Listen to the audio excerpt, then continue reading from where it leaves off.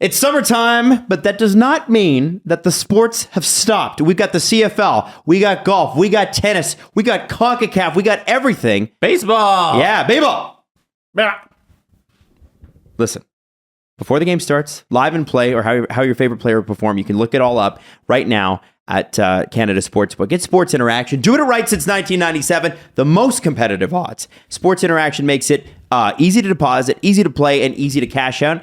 Join now and see that all that sports betting has to offer. Head to sportsinteraction.com/STPN. That's sportsinteraction.com/STPN. As always, it's 18 plus. Please play responsibly. Now, apparently, he wants to play for the Canadiens, which is nice.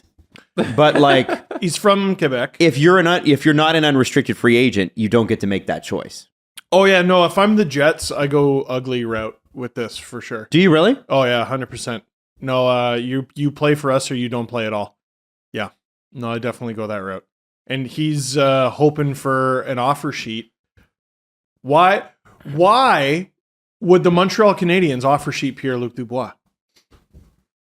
This is the worst trade request I've seen in my entire life. It's a bumble. Like the whole thing, they've just from a strategic standpoint, like no one else is going to go out and get you. No. The Jets can't trade you for fair value. Remember, they traded Patrick Laine for you. Yeah, they're not. Maybe the play here is I do want to stay in Winnipeg. I just want to squeeze them for every dollar they're worth. I don't think that's going to work. No, if I'm the Jets, sit. We'll lose some games. Fuck you. Because there are some markets who they simply can't allow this to happen. Like, now I think we're starting to see the importance of Columbus maybe overpaying a bit for Zach Werenski, right? Because it was a statement from them. We're serious. We want people to come here. We want people to stay here. They got someone to stay, and then someone showed up. Mm-hmm. They underpaid for one, overpaid for another. Yeah, well, and Erica Branson as well. But I meant Erica Branson, by the way. Oh, yeah. I don't think Werenski's that much of an overpay. Seems okay. Yeah. But like we saw in Buffalo years ago, where they lost Danny Briere and they lost Chris Drury, and then the Oilers offer sheeted Thomas Vanek, and they put their foot down and they said, "Damn it, we don't care how much money it's for. We don't care that it's an overpayment. We are not losing Thomas Vanek." The Jets can't afford to give Pierre-Luc Dubois what he wants here. I think they need to go out of their way to give him exactly the opposite, actually. It's an awkward thing because his dad coaches like a level below, works within the organization. It's awkward. Yeah. It's awkward. Listen, his tenure with the organization predates.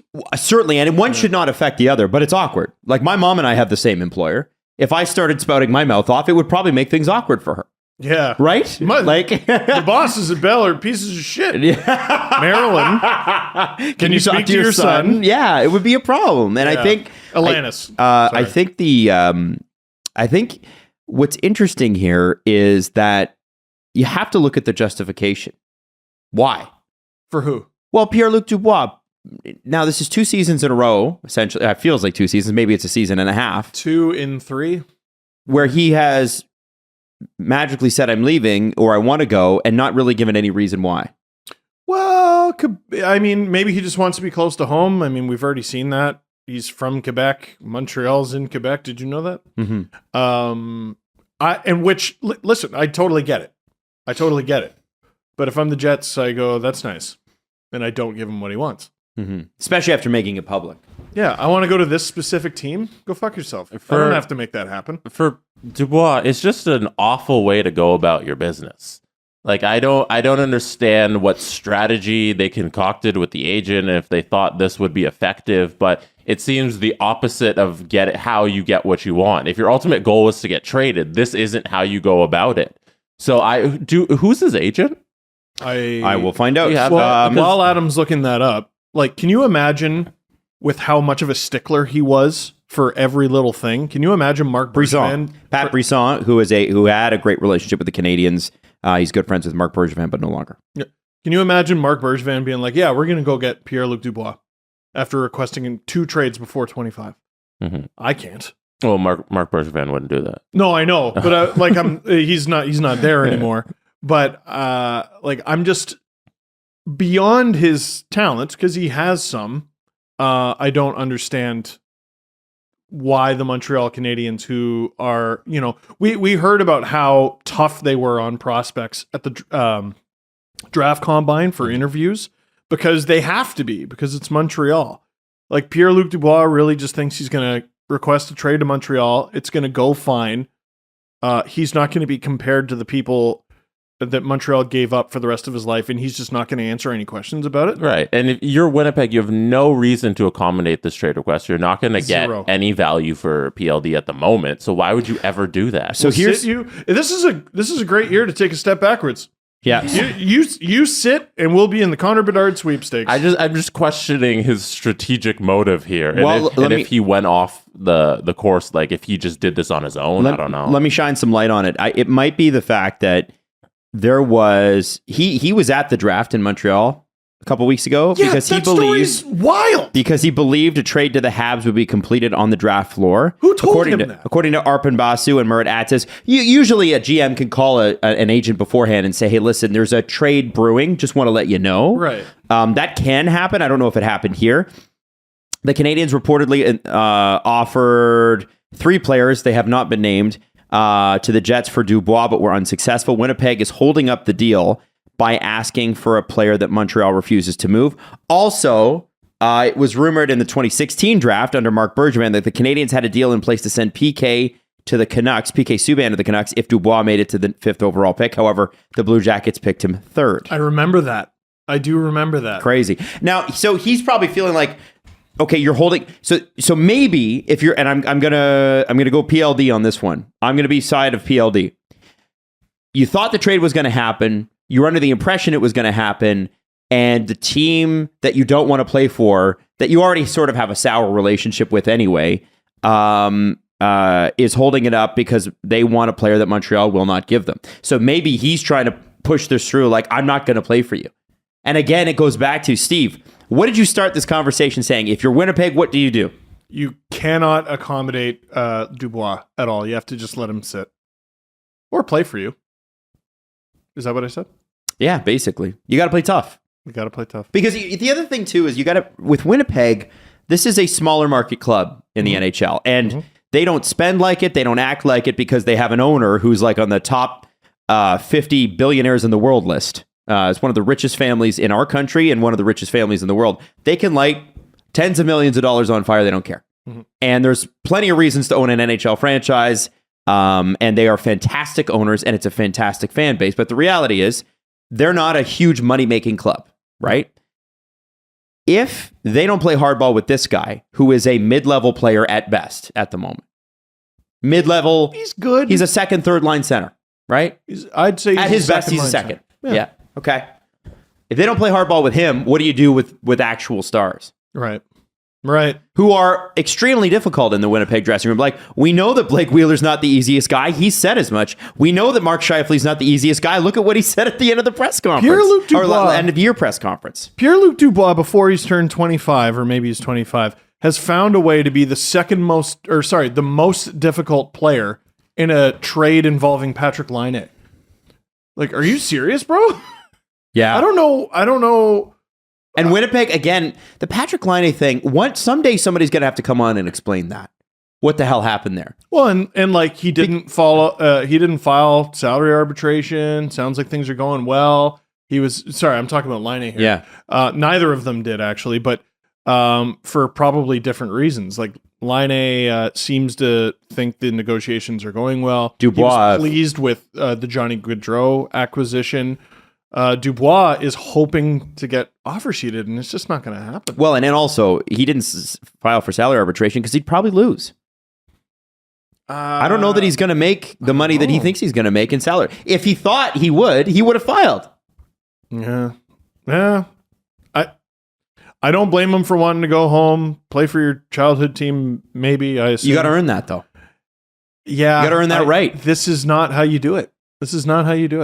And it's not like, listen, if we want to have a bigger discussion about how it's super weird that at the, what do they call it? What's the other name for the draft that they were calling it when we were there? Oh God. The boy auction? That's what many people literally called it. A random team selects you and you have to stay there and you've got to be there for like 8 years minimum. And then you got to be like 25 maybe 26, maybe 27 before you actually get to decide your own fate. Oh, it sucks. It's listen, I'm in full agreement with that. It sucks. But it's the system currently. Yeah. I don't. And like, how can Winnipeg demand what they want then?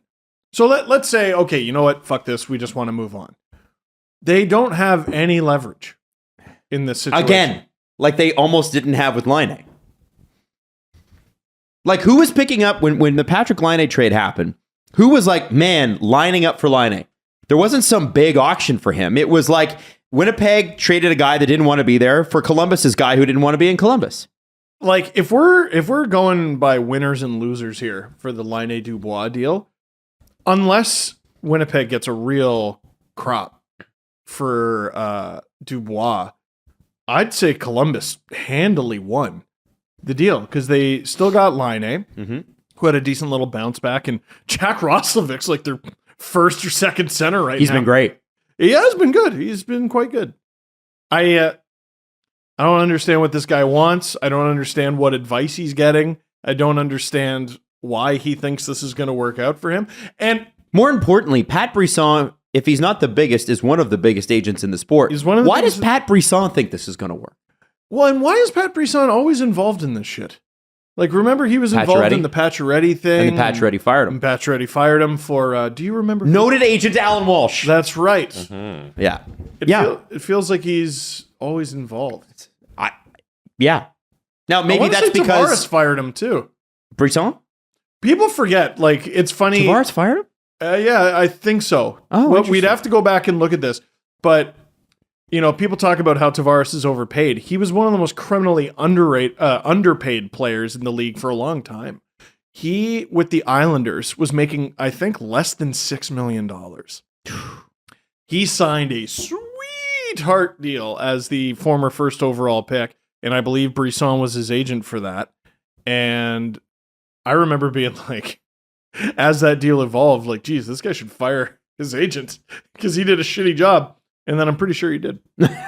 Well, okay. Now, where do you go from here? If you're Winnipeg, He's still John Tavares' agent. So maybe he fired his agent and then went with Brisson.